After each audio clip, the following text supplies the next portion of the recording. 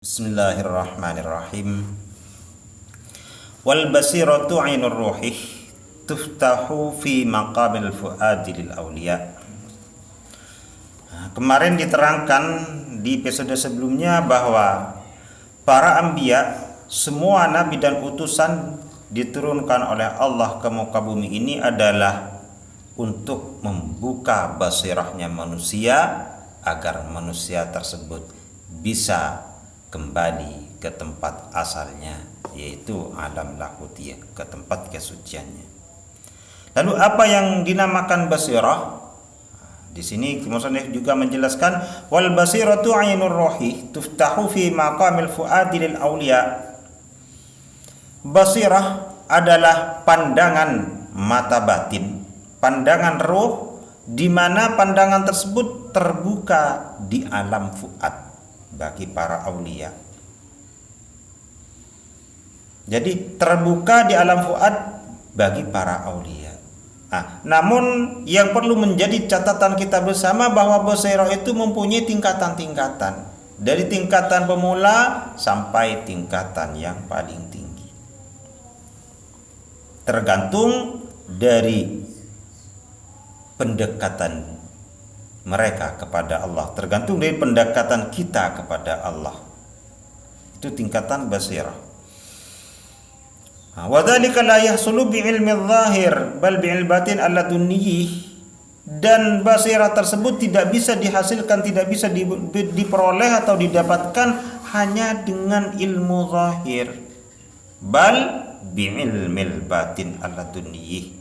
Akan tetapi basirah tersebut bisa didapatkan dengan ilmu batin, yaitu ilmu al-ladunni. Ilmu ladunni di mana langsung pemberian dari Allah Subhanahu wa taala.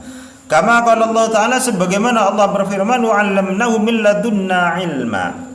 Dan aku ajarkan kepada dia dari sisiku sebuah ilmu. Surah Al-Kahfi. Maka fal wajibu 'alal insani tahsilu tilkal 'ain min ahlil basair.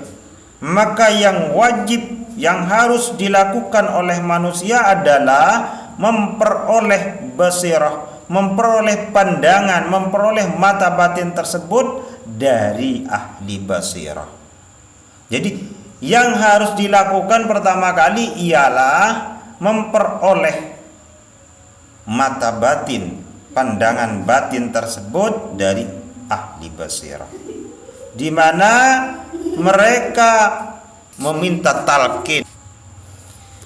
Maka yang harus dilakukan oleh manusia adalah meminta bimbingan dari ahli basirah, atau memperoleh ainal basirah tersebut dari orang-orang ahli basirah dengan meminta bimbingan dari seorang wali atau seorang mursyid atau seorang guru, di mana guru tersebut mengabarkan atau memberikan informasi segala ilmu yang diberikan dari alam lahut, bukan dengan akal-akalan, bukan berdasarkan logika, atau bukan hanya berdasarkan tulisan. Jadi itu yang harus dilakukan. Makanya begitu pentingnya kitab ini dikaji. Kenapa? Agar kita tidak salah dalam memilih guru, agar kita bisa minta bimbingan dengan benar-benar. Lalu siapa ahli basirah, ahli basirah yang patut bisa, yang harus dimintai bimbingan? Tidak tertentu atau tidak hanya terpaku pada satu orang. Misalnya banyak masih di negeri ini orang-orang yang memang bisa dimintai bimbingan. Guru-guru spiritual banyak yang bisa dimintai bimbingan. Di daerah Jawa banyak. Ya, di daerah Madura, Bangkalan, Sampang, Pamekasan itu masih banyak sebenarnya. Cuman mereka semua memang tersembunyi. Mereka semua tidak mau menampakkan dirinya, kecuali bagi orang-orang yang salik, bagi orang-orang yang memang mencari basirah. Jadi bagi orang yang mencari basirah, serapat apapun disimpan pasti akan tercium. Kenapa? Karena memang mereka ahli basirah itu keinginannya ke sana. Orang-orang yang mencari basirah, yang mencari bimbingan batin, itu arahnya ke arah batiniyah. Dan orang yang ahli batiniyah itu mudah tercium bagi mereka. Jadi tidak usah dikasih tahu, ya juga sudah tahu. Banyak, bahkan di sekarang itu masih istilah masih lockdown, masih ada itu pembatasan perkumpulan sosial. Nah, itu kalau waktu masih ziarah di makam-makam itu di Syekhana Khalil, di Sunan Ampel, di Tuban, Sunan Bona, itu begitu banyak orang-orang ahli basirah, tapi dia tidak mau menampakkan diri. Nah, yang harus kita lakukan adalah minta bimbingan dari mereka dengan talqin, dengan minta talqin, dengan minta bimbingan. Fa ya ayyuhal ikhwan intabihu wasari'u ila maghfiratin min rabbikum. Maka wahai ikhwan akhwat, intabihu wasari'u ila maghfiratin min rabbikum. Bangkitlah dan bersegeralah untuk mendapatkan ampunan dari Allah Subhanahu wa taala. Dengan apa? Dengan bertobat. Lalu apa hubungannya basirah dengan tobat? Semua itu tidak bisa dilakukan. Ainal basirah itu tidak bisa terbuka hanya dengan mengkaji teori. Tapi dengan apa? Dengan membersihkan hati. Terus bagaimana cara membersihkan hati? Harus membuang penyakit hati. Hasud, iri, riya, sum'ah, semua itu harus dibersihkan untuk mencapai basirah, untuk memperoleh basirah. Nah, terus selama di hati ini masih ada dongkol, masih ada unek-unek kebencian terhadap sesama, maka basirah tidak akan pernah terbuka. Jadi yang harus dilakukan pertama kali adalah tobat. Membersihkan hati, membersihkan diri dari dosa. Selama manusia itu penuh dosa, maka basirah tidak akan pernah terbuka. Jadi intabihu, bangkitlah kalian dari genangan lumpur dosa. Bangkitlah kalian.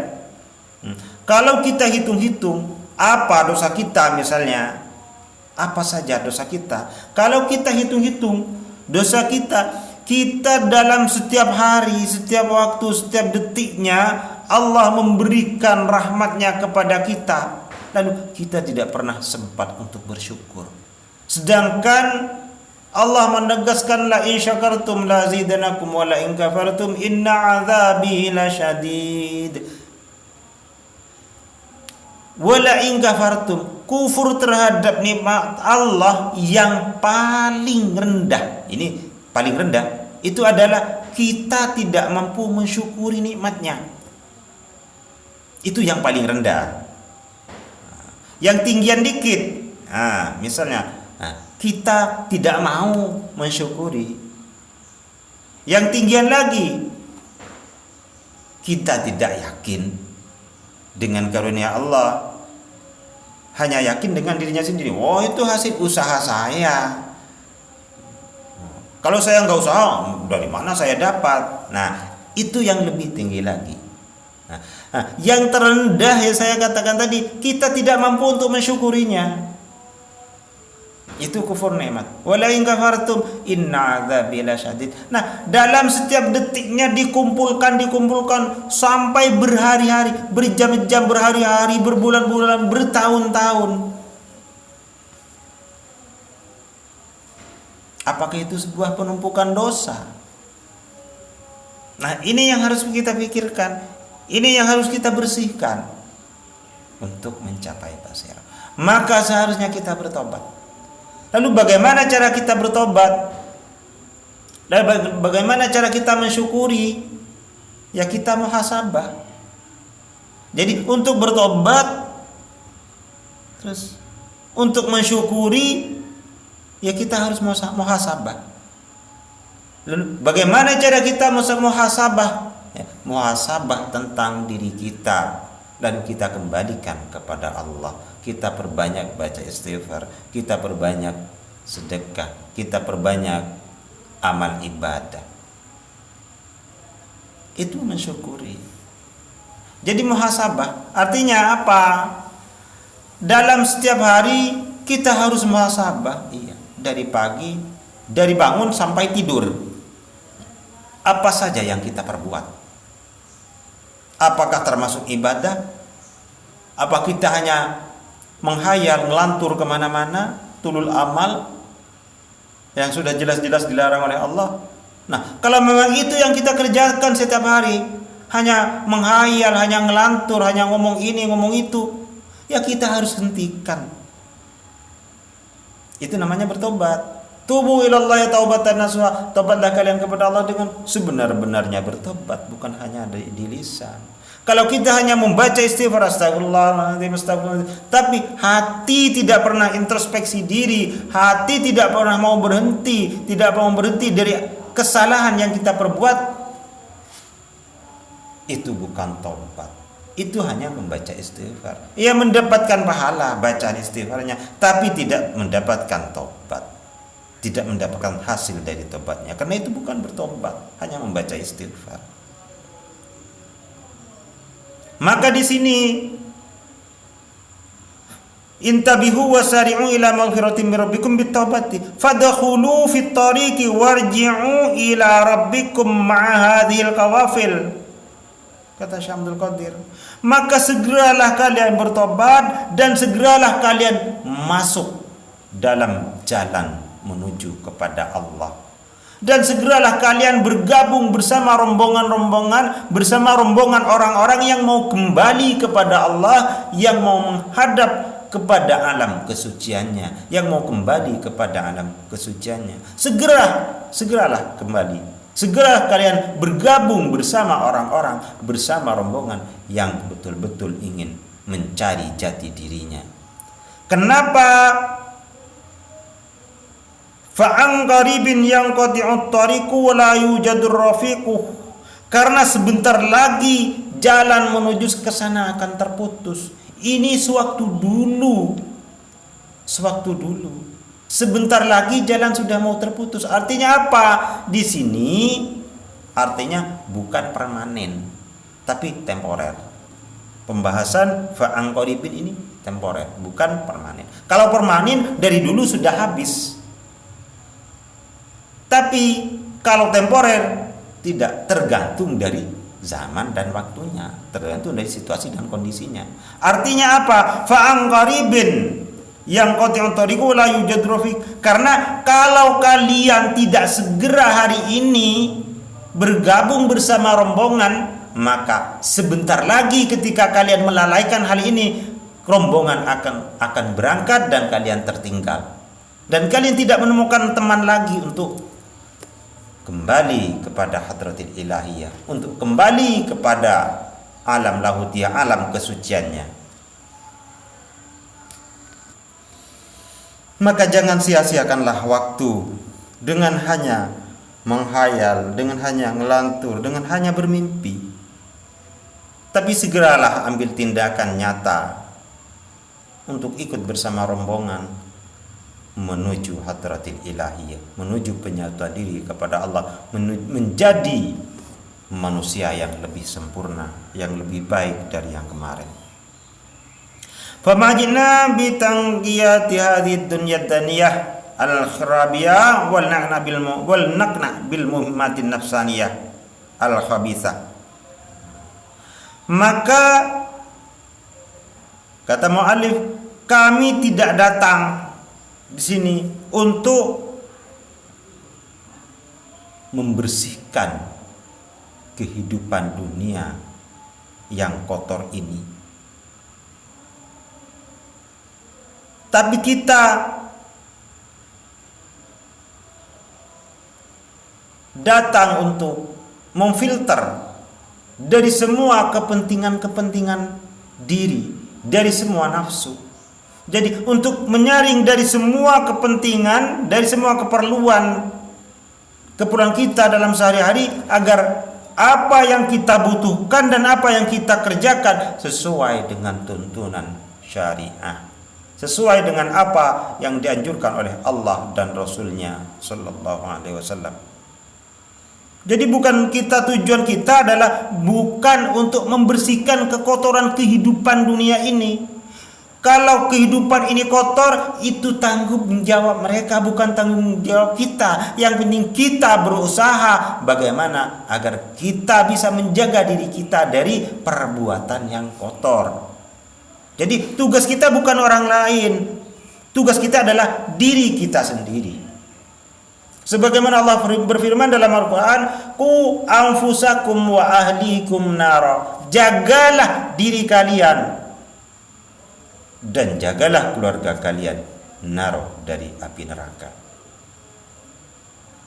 Jadi itu tugas utama kita, menjaga kita dan keluarga kita, bukan menjaga orang lain. Nah, yang sering terjadi pada saat ini adalah kita itu bukan menjaga diri kita, tapi selalu menjaga orang lain. Akhirnya apa? Timbul kekacauan di muka bumi ini. Oh, bagaimana ini? Oh, itu. Oh, kenapa dia berbuat demikian? Oh, kenapa ini terjadi begini? Oh, kenapa si itu begitu ya? Nah, itu yang sering terjadi. Bukan diri kita. Yang diperintahkan adalah muhasabatun nafsi. Muhasabah diri kita sendiri, bukan muhasabah orang lain. Itu yang diperintahkan.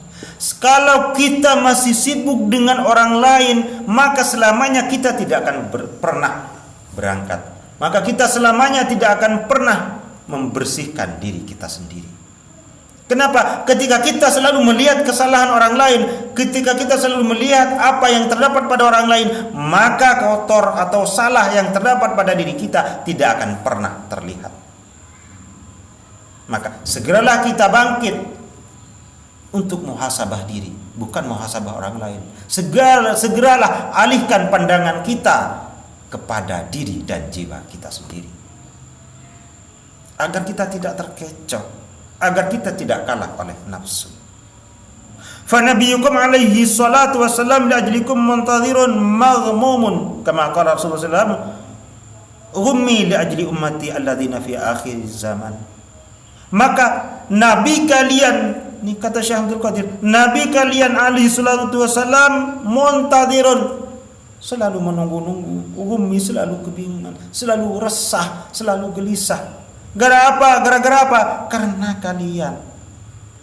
Sebagaimana Rasulullah pernah bersabda, "Ghummi li ajli ummati alladzina fi akhir zaman." Kegundahanku, kegelisahanku adalah dikarenakan umat-umatku yang terdapat pada akhir zaman. Di mana pada saat ini, pada akhir zaman, kita semua sibuk tentang orang lain, bukan tentang diri kita sendiri.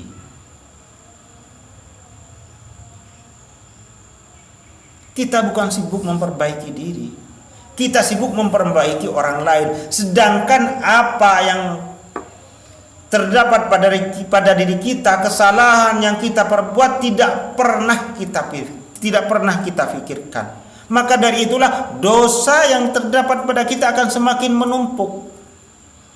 Maka segeralah bertobat, segeralah kembali ke jalan Allah, segeralah muhasabah diri kita agar kita bisa memperoleh ainal basirah, dan segeralah minta bimbingan kepada orang-orang yang memang berhak, yang memang ditunjuk untuk memberi talqin, untuk menjadi guru. Demikian dulu, wallahu a'lamu bissawabih.